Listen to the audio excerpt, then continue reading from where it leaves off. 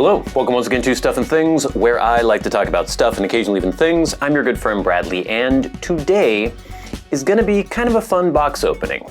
I have purchased a watch. Now, this is not an expensive watch by any means, and it's the kind of watch that I didn't think I would ever buy. I have a watch. This is the watch I have. It is a Bulova Accutron Gemini. It is a manual wind watch. It has a second hand, 2-hour hands, fairly simple movement.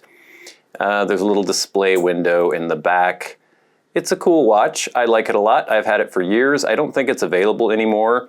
It's not keeping the most amazing time in the world anymore. I think I need to get it cleaned and adjusted. But this is my watch, and it's the only watch I have. And sometimes there are situations where I wish I had a watch that wasn't, I wouldn't say this is a nice watch, it's not super expensive, but it looks a little more formal, and you know, it's sapphire crystal, it's a stainless steel bracelet, stainless steel case. It can't really take a good knocking around, and there are times, especially when I work, because I do construction work, where I wish I had more of kind of a beater watch. I hate having to reach into my pocket to grab my phone to see what time it is. I love having a watch on my wrist. I know that's kind of old school for some people. A lot of people don't wear watches at all anymore, but I still like it. So I started looking into digital watches. And through that, I started getting into the whole G-Shock thing, the Casio G-Shock watch. And a lot of them are just massive and weird. I think I always equated them with just being kind of ugly. Some of them are so huge with these like barnacles and protrusions coming out all over them. But then I found the G-Shock Squares, and I was intrigued. I found out that the original G-Shock came out in 1983. I think it was the DW 5000C, originally produced in 1983. And I found out that there was kind of a modern interpretation of that model, the GWM 5610U-1. Similar in appearance, it doesn't have the full metal case that the original one did. The original one had a metal case that was covered in a plastic resin. This one is just made of resin, but I got one.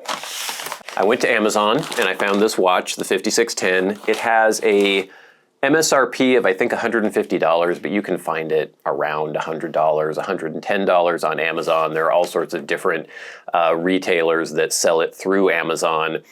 And I actually found one retailer in Japan that was selling it for like $89. And the cool things about this watch, it is digital, easy to read. It is solar powered, so you never have to worry about changing the battery for years and years and years.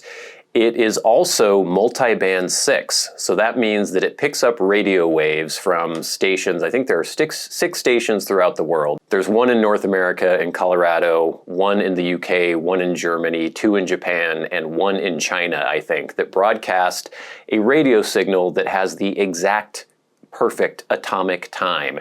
And this watch automatically updates with that perfect atomic time. So you never have to set it, you never have to put a new battery in, it's always charging with ambient light or sunlight. And it just seemed like a really cool, really durable, really fun watch. And it's not super massive and super ridiculous looking like I think some G-Shocks are. So I have here my Bark River Ultralight Bushcrafter. We're going to use this to slice in to this package. And we're going to unbox this knife. I've been looking forward to this. It's kind of hard to tell how big it is. I guess I think I heard it was around 39 millimeters, which doesn't sound that big to me, but when I've seen videos of this, the watch on people's wrists looks pretty massive, so we'll see. But here we go. Here is the box. This is not the box I was expecting, actually. Let me get this stuff out of the way. I thought these came in a tin, but this is actually kind of a fancier box here. Let's see. Got some tape. We have G-Shock logo there, and then there's kind of a leatherette cardboard style box. Yeah, this is not quite what I thought I was getting. I thought it was going to be a tin, like a round tin that said G-Shock on the front. But anyway, let's pop this open. Hinges at the top. We have a little bit of foam. We have got, in Japanese, looks like instruction manual. So they do offer this model in the US. There are several models that are only available in Japan, but this one is available in the US. But I got it from a Japanese retailer through Amazon. So it looks like 3459. I'm not sure if that's the module that's inside of it. And yeah, so there's, I think, fully Japanese instruction manual, which probably isn't a problem because I can look online and see how to use the watch. Oh boy. Okay. Got the Dead Sea Scrolls here. Yeah, it's all in Japanese.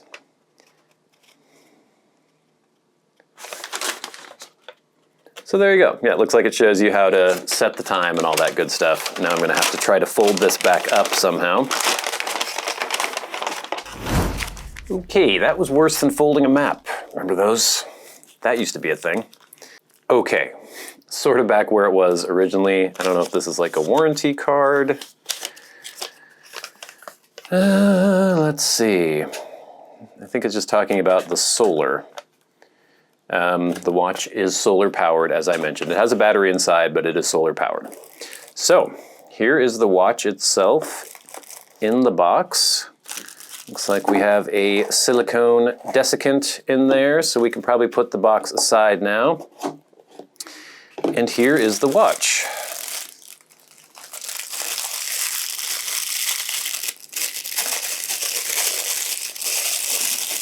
Nicely packaged.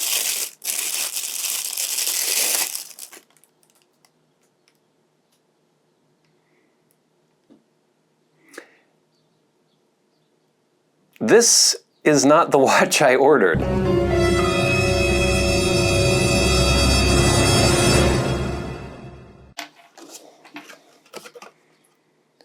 Casio G-Shock GW5000U. This should be the GWM 5610U-1. 5000U. This is not the right watch. Oh, this is interesting. Okay, hold on. I don't know how much I want to like take this apart the way it's packaged and everything, because I think I might have to be sending this back, but look at that. That's a metal case back and a screw down case back. The 5610, so that means that this is a metal case. You can actually see that in the lugs as well here, that the entire case is metal, and then it has a screw back case. The 5610, the case is actually resin as well. So this one is metal with a resin cover over it. The 5610, the whole case is resin with the cover, and then it just has like a milled steel piece on the back that's screwed in with 4 screws on each corner. This is way nicer. This has a screw back case. I might have to pause for a second and look into what the GW5000U actually is. Just one second here. If we compare this to my Bulova in size, it's pretty similar in width, maybe even a little bit smaller. This is way smaller than I thought it was going to be, so it's not going to look gigantic on my wrist by any means. I have not very large wrists compared to like my hand size and my height. I'm 6'2" and I have big hands, but my wrists are only like 6.75, I think, around, and that looks almost kind of small on my wrist.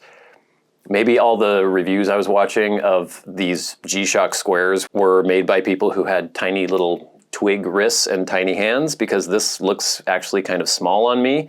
But let me pause for a second. I want to look into this GW5000U and see what I've got here. Weird. Okay, gang, we are back, and I don't really know what to do about this. This is obviously not the right watch. It looks cool. It has a really nice case, screw back metal case, and this watch retails for, I found it on Amazon for like $240, $250, sometimes $280. So it's over twice the price, almost 3 times the price of the 5610U that I was trying to purchase. This is the GW5000U. So it's very similar to the original Casio, I can't remember all these model numbers. I think the original was the DW5000C from 1983 in that it has a metal case and everything. This also has multiband 6, the radio received, atomic time. It has tough solar. In fact, I think it has the exact same module, the 3459 module that the 5610 has. So it has all the same features in terms of functionality, things that you can do with the watch. It's just the construction is different. And from what I could read online, the band is a little bit more supple. It's a different kind of rubber. And yeah, it has that stainless steel case back. I am going to have to figure out what to do with this. When I went on Amazon, it was like, do you want to make a return? You can if you want. And that's through Amazon, but I purchased it through a third-party retailer through Amazon. So maybe I'll try to contact them. I mean, I like this watch. It looks pretty cool. I would feel kind of bad getting this, without having paid the full price for this. So we'll have an update about that in the future. I was going to do a full review of the 5610 at some point. This was just going to be the box opening. But let's see what we can do with this thing. We have adjust, we have mode. So how do we set this initially? Okay, hold.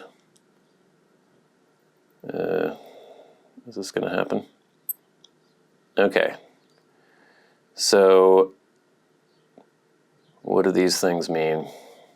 There's Tokyo. Oh, home time? Is that what that is? Okay, so I think we have to scroll through here.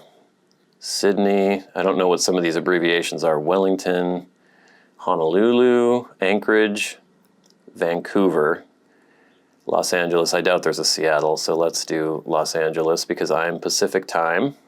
Okay. So do we hit this again? Okay. I think I might have gotten out of the original set. So home time, Los Angeles. I haven't read any instructions because they're in Japanese. Auto. I don't know what that means. Oh, I think that's for daylight savings. Yeah, auto daylight savings, yes. 12-hour. So you could do 12-hour or 24-hour, I'm assuming. Oops. Oh no, this is just trying to set the time. Okay. Here's the date. 12-hour, 24-hour. Okay, so we could do 12-hour, 24-hour there. The buttons are not super easy to hit, by the way. Oh, it looks like you could do day before month format if you wish. If you live in the UK or other parts of Europe. We are month before day here. English, yes. Key. I guess you could mute the key tones if you want, or the button presses. Light. 1 or 3. I'm assuming that's for the illumination when you hit the light button. 3 seconds sounds good to me. Receiving on. I think that's for receiving the radio waves for atomic time. So I'm going to leave that on. Power saving. So I'm going to leave that on, a power saving mode. And I guess that's it. We are set. So right now it says it's Saturday the 19th at 2:16. There is this button, receiving. So I think this is going to try to receive the signal. Is it? Okay, it's showing me a level 1. And it looks like it was not able to receive the signal. I may have to go outside, and it's also during the day, so there's going to be a lot more radio interference. I'm going to try that one more time, or maybe I'll take a quick break and see if I go outside if it'll work. Okay, It did not work outside. I'm hoping that at night it actually works and we're able to receive the signal. As of now, I am not getting one. I'm just getting the error. So if we just go back to home, I think, here. No, that's not home. What's going on? Alarm. Okay, there's the home screen, and it still shows Saturday, 11:19, 2:20, which is close to the actual time. I think it's close to what my watch is showing right there. But I got the wrong watch. I think I kind of like this better. It's a lot more expensive. I am going to just put it on one time just to see.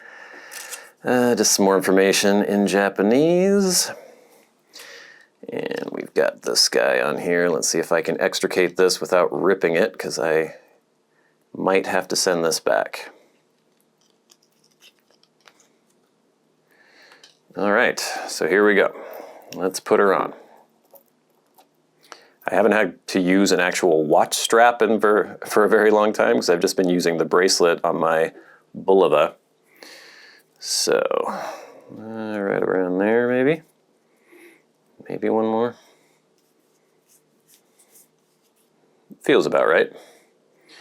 Got a rubber keeper here. And there you go. There's the watch on the wrist.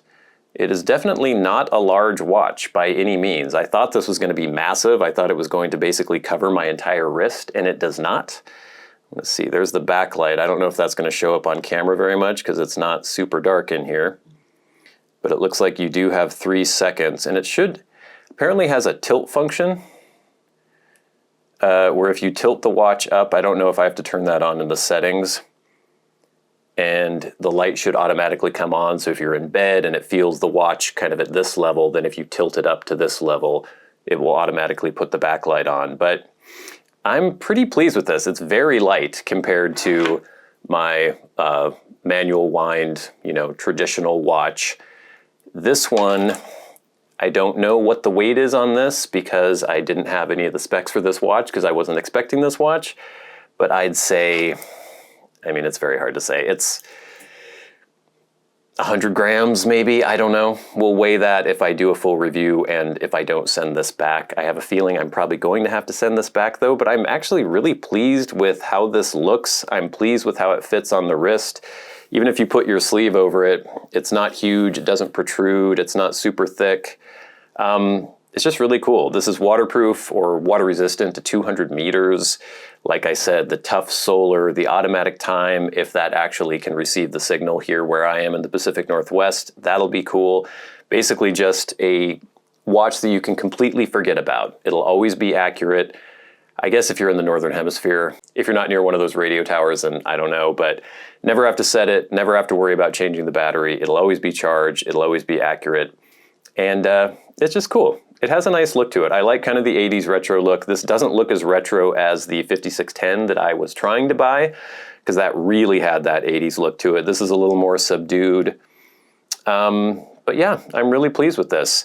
And I guess in the future, you can look forward to either a video on the 5610 if I end up getting that instead of this, or a review on this if I don't have to send it back. Thank you so much for watching this unboxing of the Casio G-Shock GW5000U and not the GWM 5610U. I've been your good friend Bradley. You've been the audience. This has been Stuff and Things. I'll see you later.